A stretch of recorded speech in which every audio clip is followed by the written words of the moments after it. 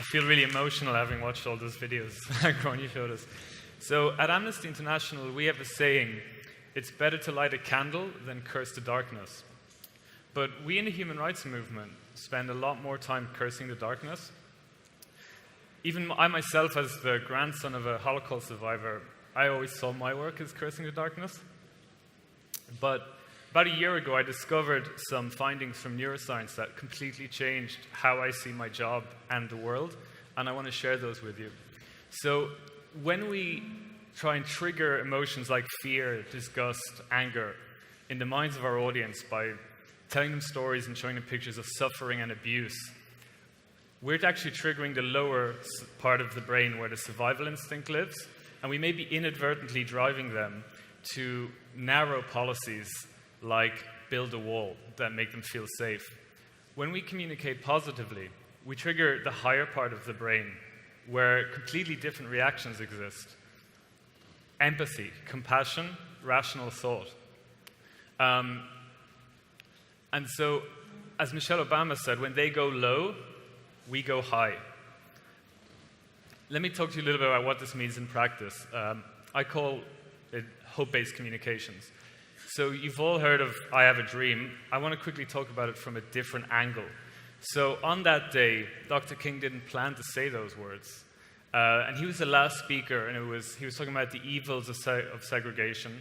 And it was really hot. It had been a long, hot day. He was losing the audience, and he stopped to mop his brow. And in the bottom right-hand corner of the picture, you can see Mahalia Jackson. She shouted up at him, "Martin, tell them about the dream." And so that's my message to you. Tell them about the dream. If we don't tell our audience about the world we want to see, who will? Another story, 1988.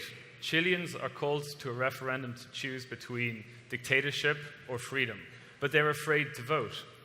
And the campaign for democracy, for the end of Pinochet's reign, they were planning to run a video about the human rights abuses, the torture, the disappearances. But then an ad guy came along and did something different. They ran an ad that starts with a man walking into a brighter future. And it looks like an ad for toothpaste or something, happy families. And the ad is called Chile, Happiness is Coming. We need to show people a picture of what the world will look like when people put in place our policies. Otherwise, why should policymakers implement those policies? And why should people vote for it? I want to talk you through 3 things you can do to implement hope-based communications in your own organizations. 3 steps. Listen, test, pitch. At Amnesty International, we listened to our supporters, and what they told us is they need to know that change is possible and what role they can play in that change. Some politicians are really good at understanding their audiences and making them feel like they belong to something. We need to do that as well. And we've seen in the example of Ireland and in Argentina, huge mass movements for a woman's right to choose because people felt like they were part of something. So in Argentina, everyone was wearing these green bandanas, and in Ireland, people queued up to have the badge. So it showed they were part of something. To do that, we need to listen to our audiences and understand how our values connect to theirs. Anyone can do this. You can already start doing it. You can use social listening tools to monitor how people feel about issues, but you can also just get in a room with people and hold a focus group. We should all be doing that. Until we're listening to the people we're communicating with, we're communicating at them, not with them. Step 2, once we know what we want to say to people, we test. We start testing it. So right now, I'm testing to find different ways to actually explain to people how human rights work using metaphor to explain that it's a mechanism that will make our society better. So I'm going to show you 6 different words, literally, that I'm using, and I run them at the same time as Facebook ads. So the first one is human rights is a plan. It's a blueprint for the better society we're trying to build. Human rights is a safety net. So whenever you're in trouble, we'll be there to protect you. Human rights is a deal. Governments made an agreement years ago about how we should live together, and we need to hold them to that deal. Human rights is a cause. that binds us together in common humanity, and we need to stand up for each other wherever we are. Human rights are rules of the road. They're rules about how society should work that keep us moving in the right direction, keep us moving forward towards a better society. And so far, what's performing best? Human rights is a belief that human rights are what define us as human. You can run tests like this anytime on any issue. You just need an image and some text, and you run it on Facebook. And again, we should all be doing that. Step 3 is pitch. Once you know the stories you want to tell, it's not enough just to run them on social media, on our own feeds. We need stories that will change the wider narrative. We have to pitch our stories to the media.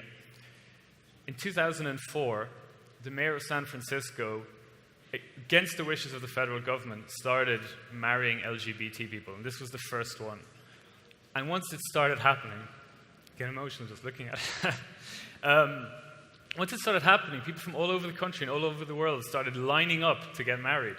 And there was a conservative judge on the other side of the road, and he said when he just saw these ordinary people who just wanted to live their lives together, it changed his heart and it changed his mind.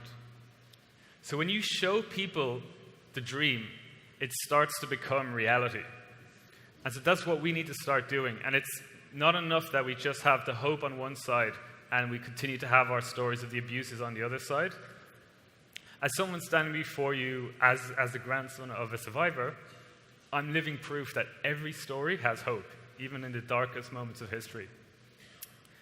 So what I would just end by saying why this matters. This is really about winning. It's about showing people the world we want to see so that it happens.